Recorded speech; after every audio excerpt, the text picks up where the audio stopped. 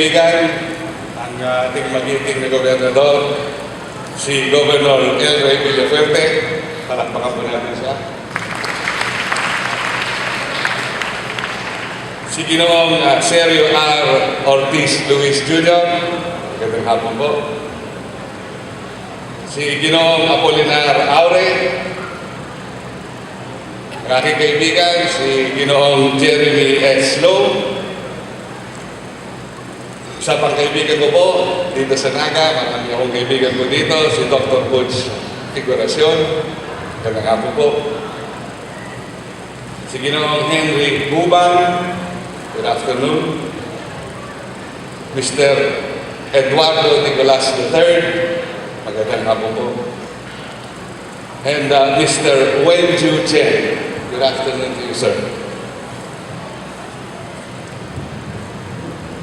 Diyos marhay na adaw po sa Indogabos. Good afternoon to one and all. Aram ko po, nagkaiba ng kalamidad hindi sa Bicol, lalo na sa probinsya ng Albay. Mabangon ang Albay, mabangon ang Bicol, siring sa tuyang banwaan, katibaadan, matindog kiraray para hatubangon ang saro pang-angan. I hope I did not murder your beautiful dialect. Babangon ang Albay, babangon ang Bicol tulad ng ating bayan. Sa bawat pagsubok ay muling tumatayo para harapin ang isa pang hamon. That has been our narrative as a nation, and that has made us strong over time. On behalf of the great province of Cagayan, located at the northernmost tip of this beautiful nation, the land of Ilocanos and Ibanags, let me express my deepest gratitude to Regional Governor for Region 4A, Mr. Eduardo Nicolas III, and our host, Council Chamber of Commerce President Mr. Jeremy Lowe, for the privilege of addressing this convention. I wouldn't be standing before you today had it not been for an Enrile who has served this nation for the past 45 years. I am here because of that goodwill and the years of service towards nation building. Yes, Enrile is the person who once said, "Gusto ko, happy ka." Though we are not in the top 10 wealthiest countries in Asia, the Philippines is 14th out of 143 nations in the world's happiest places index of 2009. The Happy Planet Index is a ranking based on life expectancy. In our case, the average age is 71 years old. People's happiness with their lives. 55% of Filipinos apparently are thrilled with theirs. And environmental impact. Indeed, gusto ko happy kayo. When I learned I would be a speaker in this conference, I asked myself, what would a Cagayano tell the biggest and most progressive region in the country today? What will a Cagayano tell a Bicolano who is trying to rebuild his beautiful province after several calamities? Historically, Region 4A had a very important role in the making of our nation. Philippine independence was held by the first Philippine president, while the Philippines' national hero, Dr. Jose P. Rizal, his brother Pasiano Rizal, and Vicente Lim were also born in Calamba City. Apolinario Mabini was born in Tanawan City, Batangas. Interestingly, the 8 primary rays of the sun found on the Philippine flag represent the first 8 provinces Batangas, Bulacan, Cavite, Laguna, Manila, Nueva Ecija, Pampanga, and Tarlac that sought independence from Spain and were placed under martial law by the Spaniards at the start of the Philippine Revolution in 1896. Bicol region, with a population of approximately 5,109,798 and a land area of 18,114 square kilometers, is volcanic in origin and part of the Pacific Rim of Fire. What is the importance of Bicol, Cagayan, and region for Asia? Bicol is the gateway of Luzon to the Visayas and Mindanao, and it's within the international seas. Hence, it is the gateway to the Pacific. We have narratives to tell, from the economy to our shared history and our distinct advantages as regions and provinces.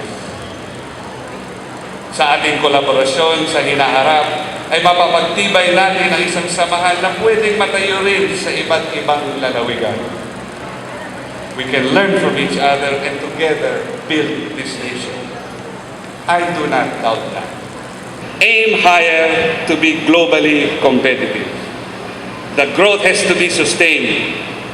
But before we do so, we have to look at every Juan de la Cruz and teach them how to take care of their needs and not just give them dole-outs, because you and I know that that is not the way to go.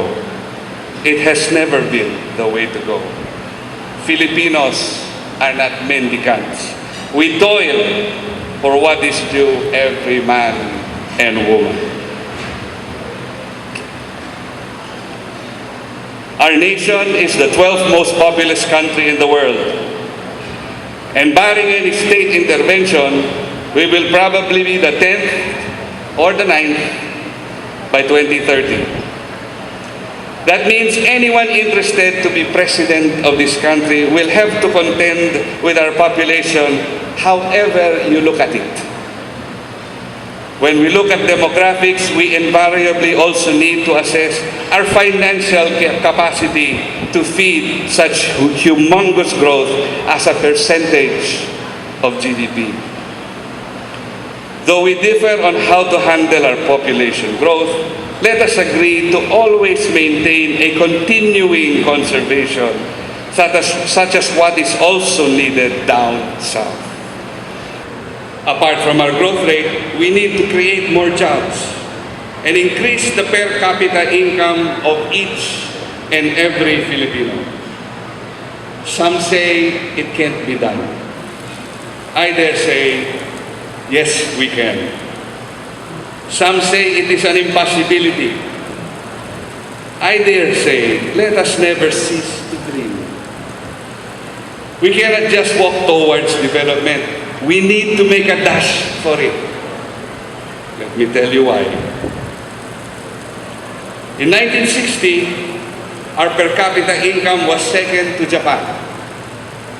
By 2009, Indonesia's per capita income passed the Philippines, and it has been said that by 2014, Vietnam will surpass us, thereby giving the Philippines the lowest per capita income of the ASEAN 6.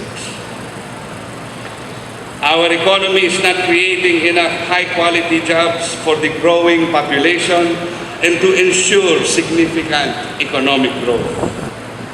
Unemployment stands at 6.9% and underemployment at 17.9%. Over 9 million Filipinos would like to work more or would like to have some full or part-time work. Over the last decade, an annual average of 846,000 persons enter our workforce. This representation has proposed for each province to do a baseline survey on the academic institutions it has, the nature and kind of graduates they produce, the businesses and industries being promoted, and the competitive edge it has. So there is a total fit in what we do. We should produce graduates needed by the local, provincial economy and not by the national capital region. We should localize development and in the chain of progress, build stronger foundations. We learned that from unleashing of economic and political powers granted by the local government code to visionary local leaders, corridors of development sprang forth. Others may not be able to ride the wave, but it is time we held them so there is no province left behind. We are an archipelago. The sun and beaches are natural to us. Imagine, if you will, borders and bays built in provinces that are not landlocked and can be mini Hong Kongs and Singapores. Imagine provinces or regions pushing their stakes and overtaking the national capital region. That should be our battle cry. For NCR is not the Philippines, and the Philippines is not NCR. Yes, the remittances have increased by 187% in 9 years to approach close to $20 billion annually, and will soon be the country's largest source of foreign capital. But what happens if their host nations experience political and economic upheavals, or even just natural disasters, or very recently, a U.S. ratings downgrade?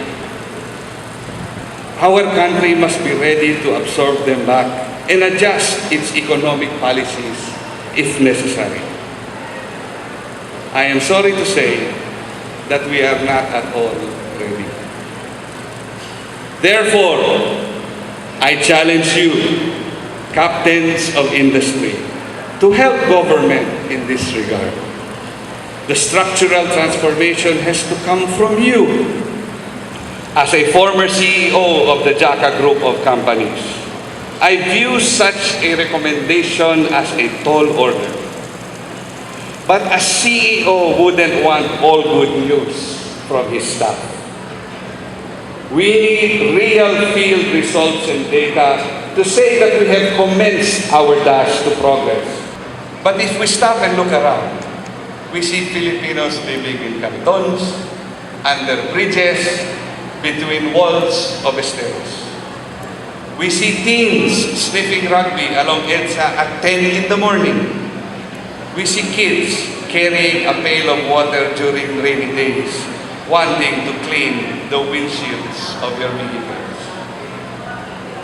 I am not an ardent believer of conditional cash transfer because it is outright mendicancy. But surely, teaching them how to fish, food for work, dates back to biblical times. Providing food first to Filipinos, especially those who have less in life, is the #1 order of the day of any government or any president. Agriculture is extremely vulnerable to climate change. Changes in precipitation patterns increase the likelihood of short-run crop failures and long-run production declines. Although there will be gains in some crops in some regions of the world, the overall impact of climate change on agriculture is expected to be negative, threatening global food security. In developing countries, climate change will cause yield declines for the most important crops. South Asia will be hard hit. 2, climate change will have varying effects on irrigated yields across regions, but irrigated yields for all crops in South Asia will experience large declines. 3, Climate change will result in additional price increases for the most important agricultural crops. By 2050, the decline in calorie availability will increase child malnutrition by 20%, thus negating much of the improvements in child nourishment. It cannot be that anything goes.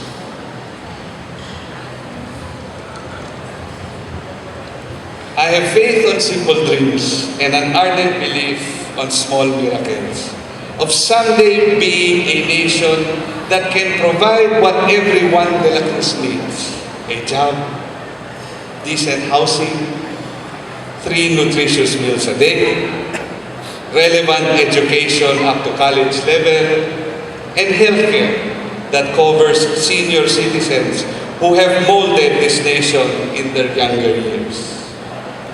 Simple dreams, simple ones. If we do what we must do, we can reclaim a nation Rizal, Bonifacio, and Mabini fought for with their blood. In this 150 years of Rizal's birth, let me end by quoting a line in Nole Me Tangere. I die without seeing the dawn brighten over my native land.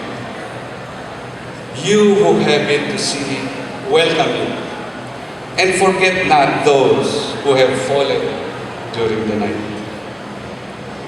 Let it not be said, we failed our forebears. Magandang hapon po sa inyo lahat at mabuhay ng Pilipinas. Thank you very much, Honorable Jack Enrile. Manila Sur presents this flag of appreciation to Mr. Jack Enrile, in grateful recognition for his invaluable insights, expertise, and experiences as plenary speaker to the 20th South Luzon Area Business Conference hosted by the Camp Sur Chamber of Commerce and Industry.